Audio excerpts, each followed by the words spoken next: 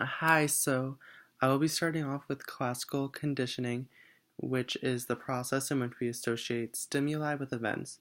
And this is made up of four variables. So there's the unconditioned stimuli, which is stimulus that elicits a reflexive response in an organism. And the second is the unconditioned response, which is a natural reaction to stimulus.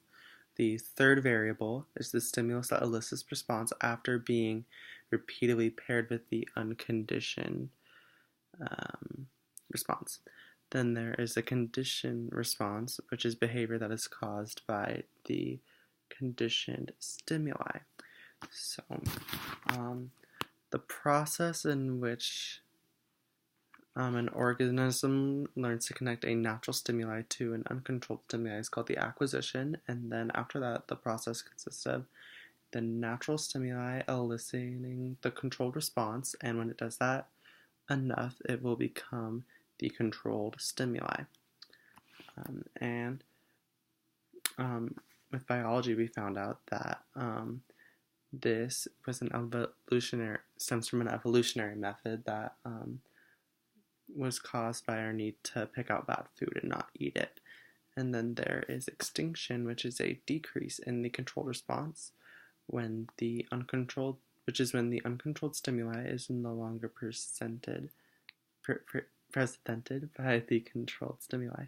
Then there is stimulus discrimination, which is when an organism responds differently to various stimuli that are similar when the controlled response only, which in technical terms is when the controlled response only elicits a response to the controlled stimuli. Then there is stimulus generalization, which is the opposite of stimulus discrimination, which is when an organism demonstrates the controlled response to stimuli similar to the controlled stimuli.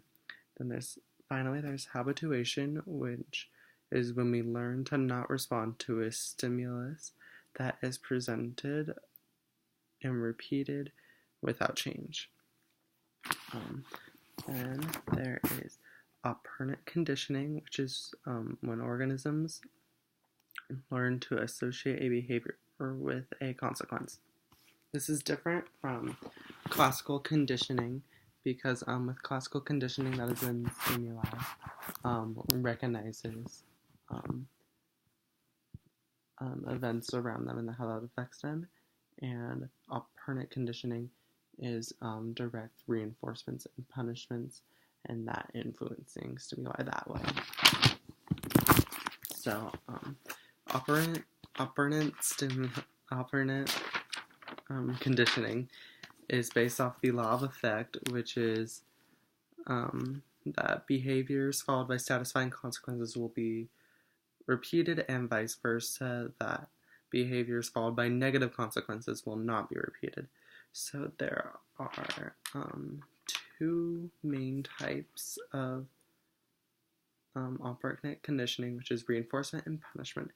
First, positive reinforcement is when a primary reinforcer, which is something that enforces that have innate reinforcement, which is an enforcer that has an innate reinforcing quality, and sometimes a secondary enforcer, which has no different value in reinforcing qualities, but it can be linked with the primary enforcer.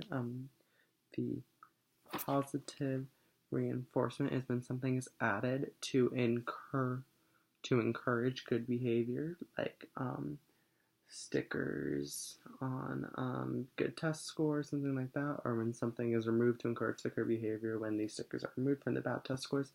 And then there is positive punishment when something is added to decrease bad behavior, like when a student gets yelled at by a teacher for talking too loud, when something is removed, like for example, if candy is handed out to students, and if it is taken away by the teacher if they are being too loud. And yes, that's it. Thank you.